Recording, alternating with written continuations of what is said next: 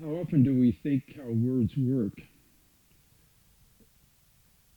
Well, it depends on who you are, but of course, if you're a linguist or interested in the philosophy of language, then you're thinking about it quite a bit. But most of us aren't that, so we don't think about it much. But I'm going to run down a little bit about it from what I've studied myself and experienced and wondered about quite a bit. And it's very much interwoven with Buddhist practice, language, the meaning of words, how they work, how they refer or denote as some or do both.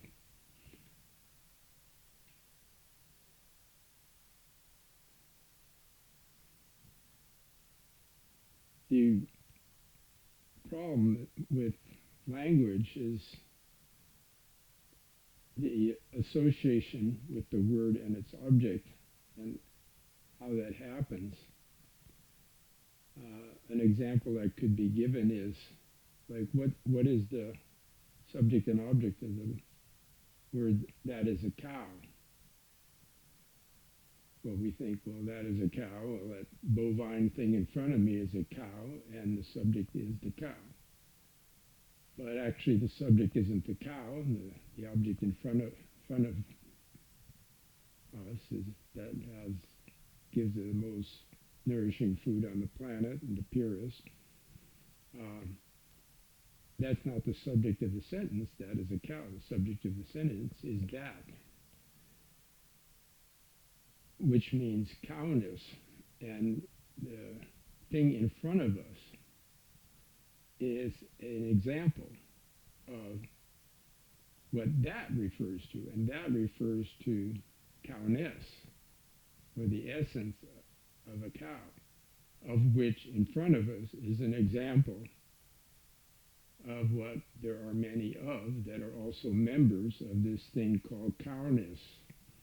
This cowness is a universal that all cows are members of. And it sounds pretty confusing, and it really is, but language couldn't work otherwise. If we think that it could, and we think that the subject of the sentence, that is a cow, the subject was really cow, well then when that cow is dead, or before it came into existence, there would be no such thing as cow. And so we know that's not true. Cows have been around a long time, and so is cowness.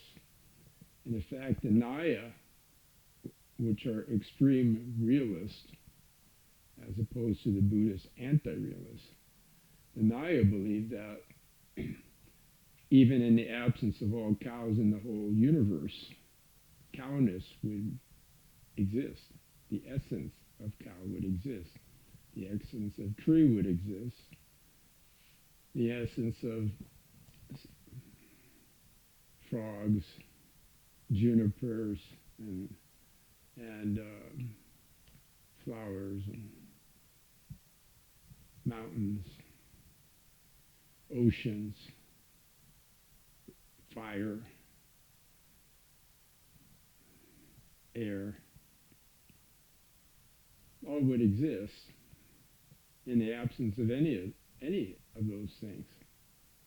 So although everything we see, every particular thing we see that's an individual in the world is a member of its essence, or its universal. So chair is a member of chairness. It has that in common with all chairs in the world. And the extreme Nyaya, the Navya Nyaya and the Nyaya both, the old Nyaya and the new Navya, they believe that this essence is real and independent of any of the objects its members. So that's really interesting about them.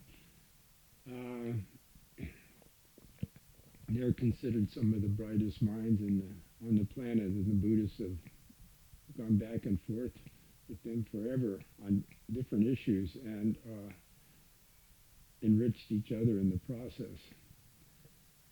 But the Buddhists are basically anti-realists, and most Hindus are realists because they believe in eternal things and so forth. So we're going to move on and get out of that, but let's just, for now, sum up what I just said. Is that basically there's universals which some think, including the Greeks, are real. Those universals are real, but the Buddhists say they're conventional, they're provisional, they're how we cope with the world, so to speak. Buddhists say they're useful fictions, which our adversaries, our Buddhist adversaries, really hate when we say they're useful fictions. But Buddhists believe that universals are just that, useful fictions. They're how we cope and use. They're things we can't get along without, but they're conventional and provisional and they're made up. So all of these things in the world, they have their universals, whether you want to say they're conventional or provisional or real, is, subject to debate or which side of the tracks you're on. But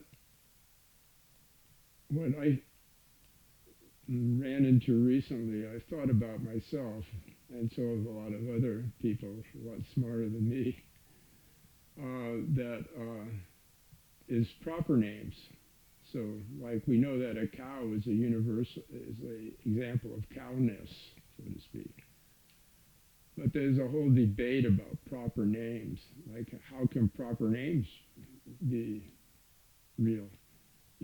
What is Aristotle-ness, so to speak? Well, there's only one Aristotle, so what is it? What is the name referring to?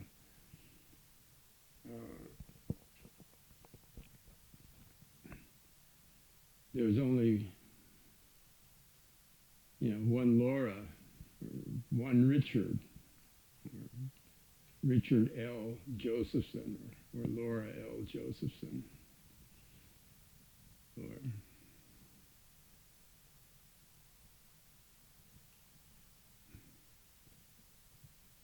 Govinda Buddhacharya.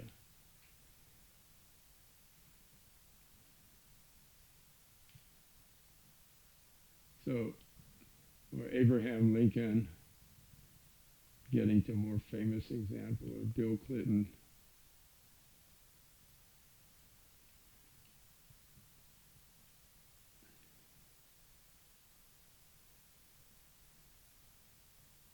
So how would a universal work in these kind of paradigms? We're talking about proper names rather than general names, because there's not a general name Abraham Lincoln.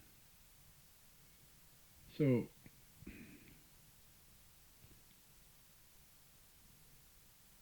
this person named Searle suggested that the referent of a proper name is not so difficult. He drew up 6 things, which basically they're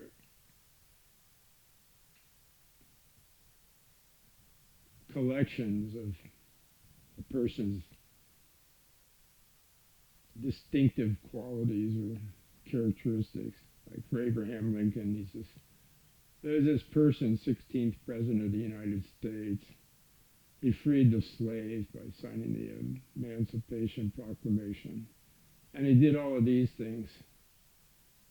And when we say Abraham Lincoln, we're referring to that thing, all of those things.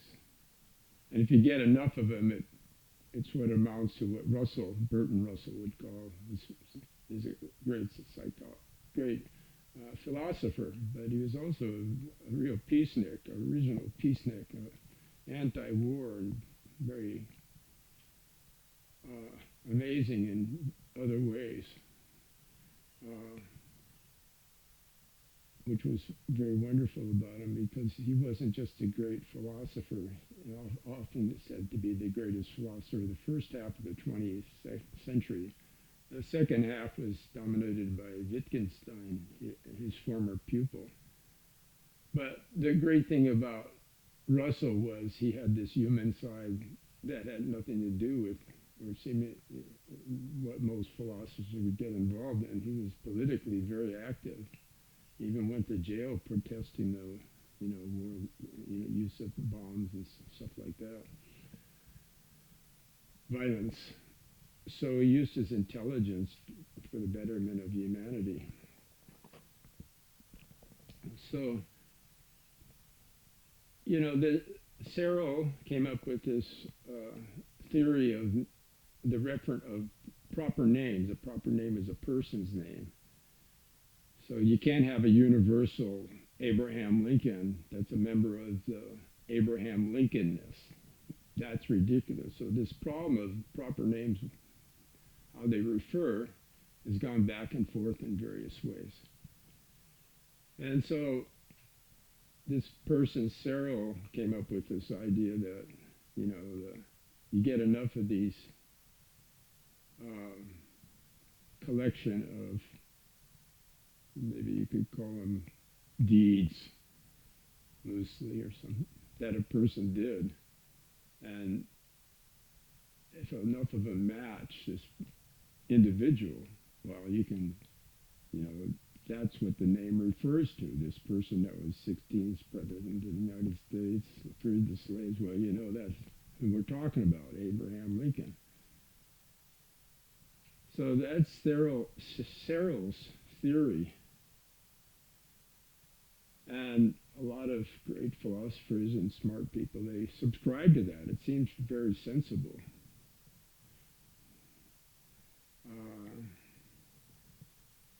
But it's been criticized by another equally famous person, mainly famous for criticizing Searle's theory, by saying, well, what you're assuming is necessarily true is not actually necessarily true. It's contingently true. So this person you're calling Abraham Lincoln, well, it wasn't necessary that he was president of the United States. It just so happened he was, but if he wasn't president of the United States and if he didn't sign the Emancipation Proclamation, could you still refer to that same person as Abraham Lincoln? That's a question he brought up. Another example would be, let's say you say that Gödel, who was an incredible mathematician, who wrote the incompleteness theory about mathematical proofs.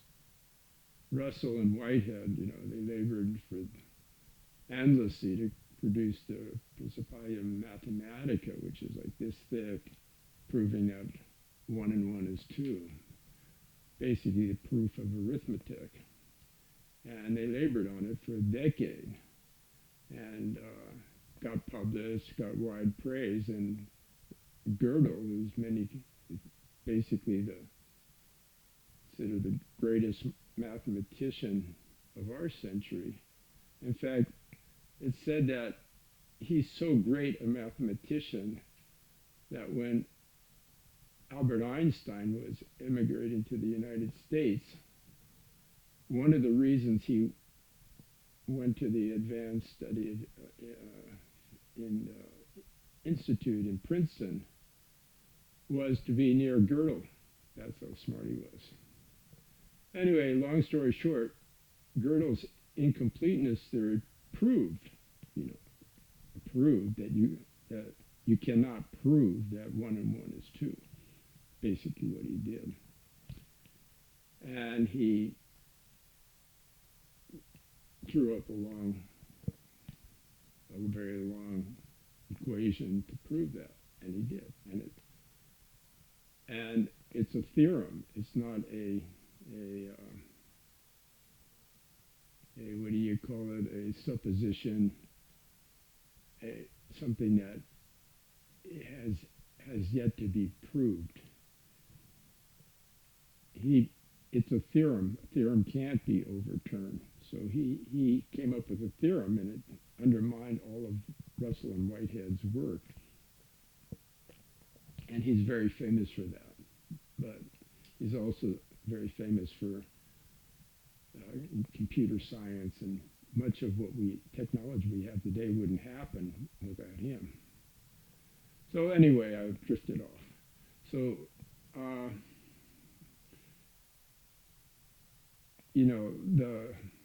the idea of Searle's, that we know the name, the proper name, refers basically to what those people did, and that's what the name is associated with.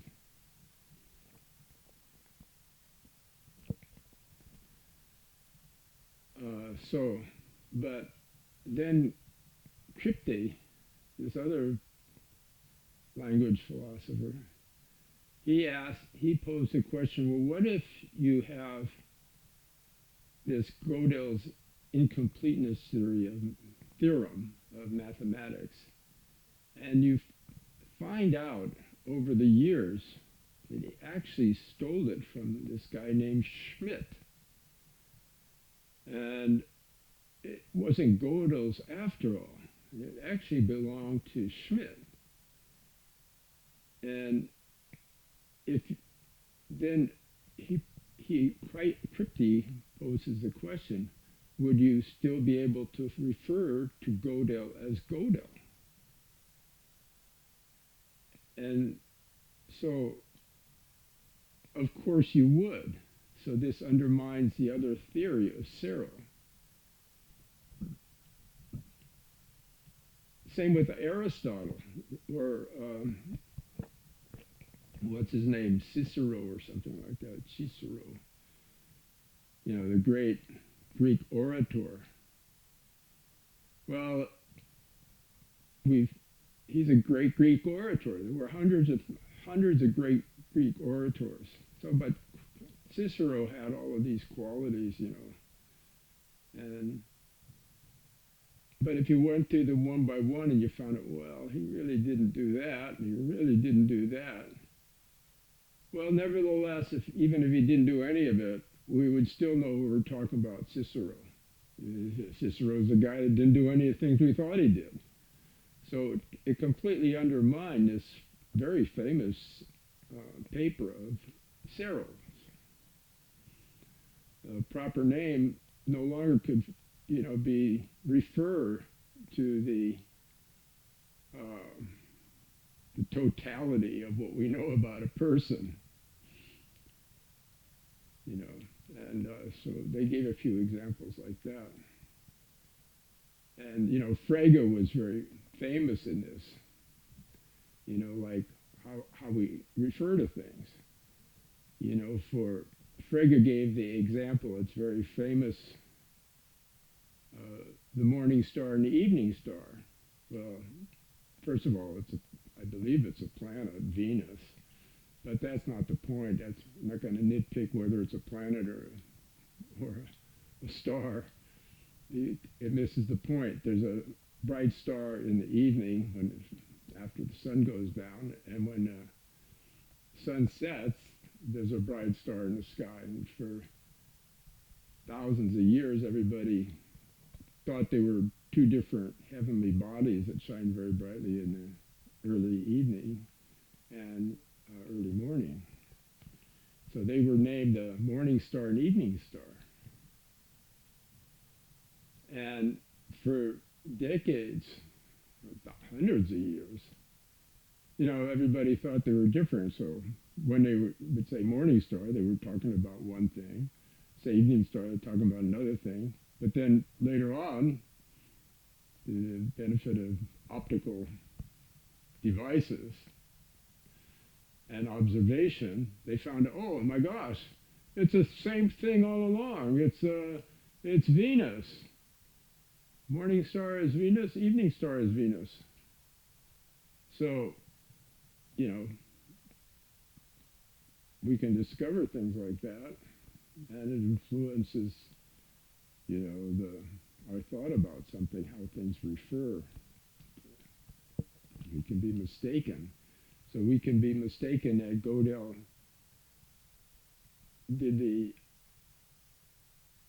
created the theorem, the incompleteness theorem of mathematics, but he really stole it from Schmidt. And even if we find out it was Schmidt, we still would refer to Gödel as Gödel. So we're not just referring to a person by a collection of what we know about them. So this has been disproven pretty well by Kripte, but I don't know about how great of a job he did on substituting it. He did a good job of taking it apart, but I'm not so sure he, from what I've read and what I've heard, and what I've been able to understand, I don't really think Kripte, I think this is how you pronounce it, it really came up with anything that really describes how we name things. What proper names refer to. And neither one of them ever got into universals. They got into proper names because universals was pretty much worn out and was a subject that already mostly had conclusions to, and the mystery was how proper names work, because we knew how universals worked.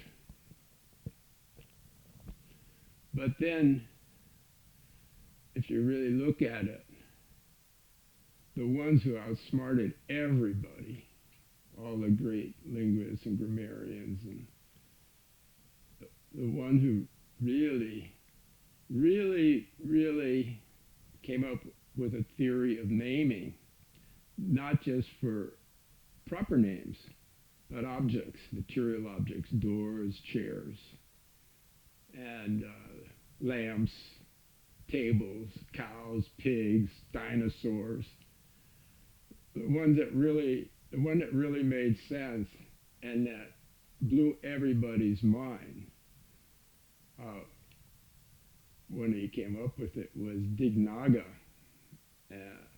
the greatest Buddhist logician ever. And his defender that was born about 300 years later, no, I think actually 150 years later, was an equally great logician named Dharmakirti. And Dharmakirti defended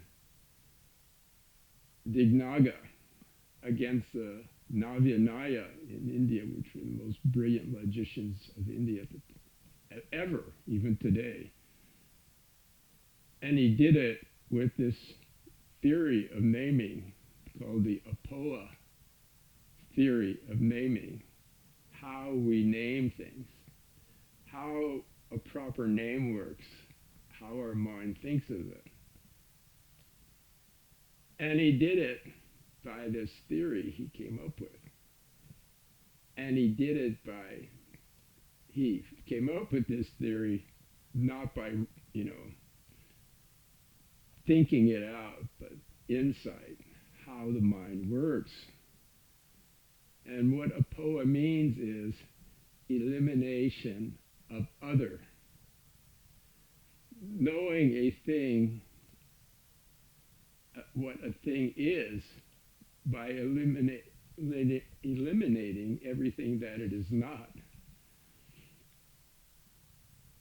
So, as a proper name goes, you'd say, or a box goes, or a cow goes. In the Apoha theory, it all works the same way. So they don't have a problem with universals and proper names.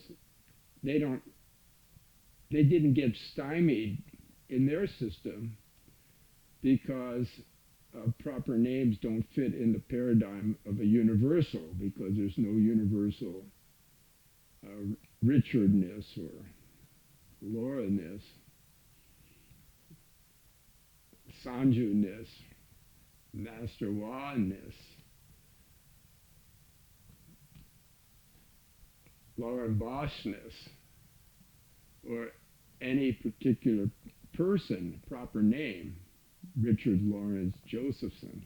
I like my middle name, it's cool, it's kind of like, sounds, dignified. Only dignified thing I think about myself. So anyway, the Apoha theory bypassed that whole problem.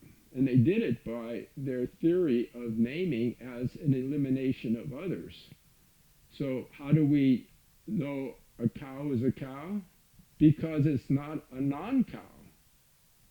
So if you eliminated everything in the universe except the cow, you would know that's a cow. So what is a cow? It's all that's not a cow. That's how they did it, through elimination of others. And so the criticism has come, of course, it's a kind of an obvious criticism, that, well, yeah, that sounds really great.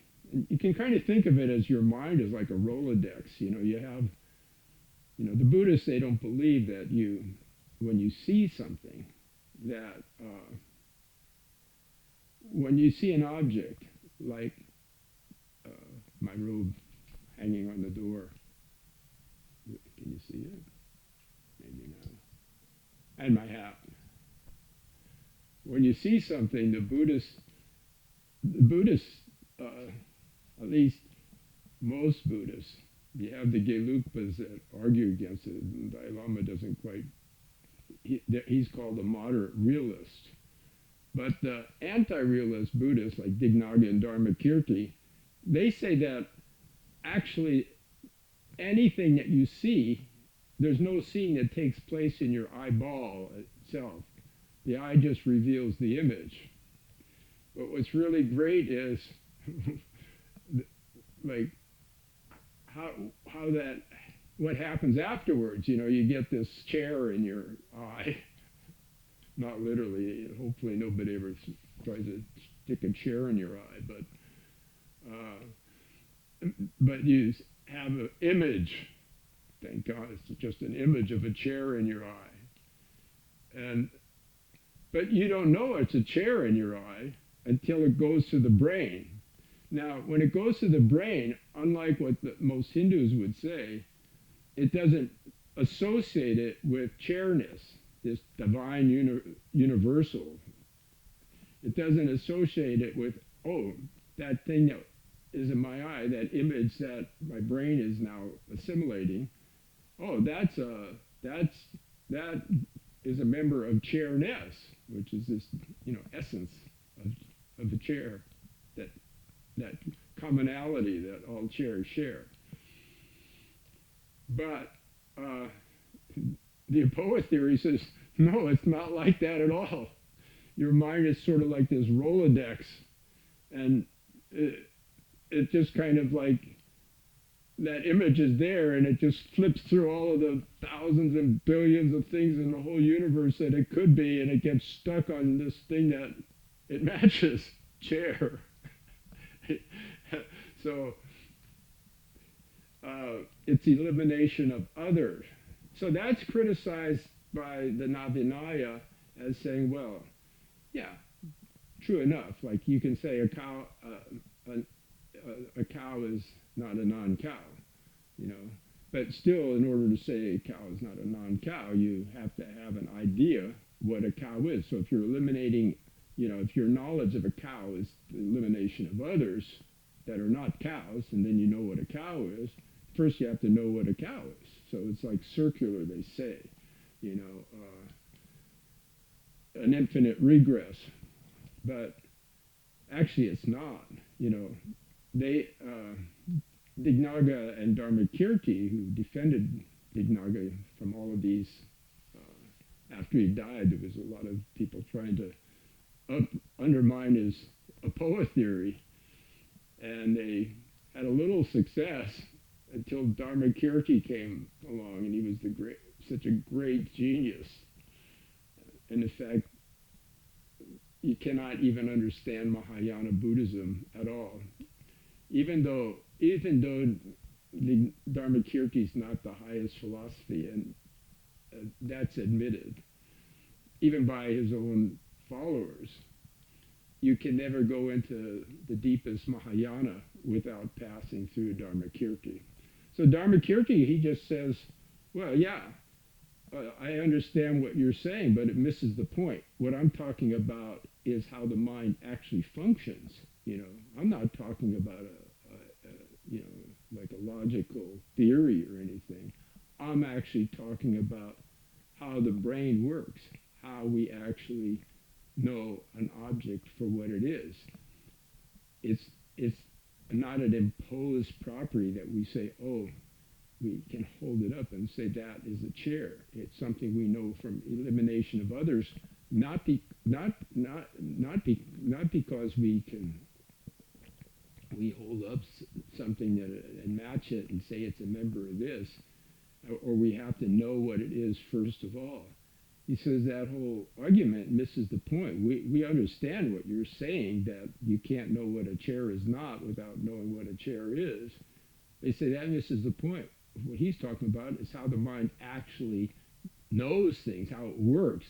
And it knows things by elimination of others.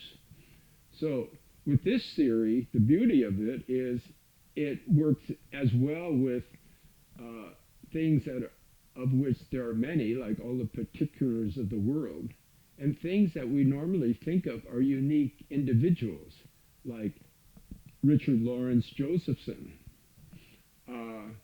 Abraham Lincoln, Alexander the Great, or Aristotle, even fictional things like who was it that was swallowed by the whale? Jonas or something? Anyway, so much for this. I hope somebody liked that. Well, I did.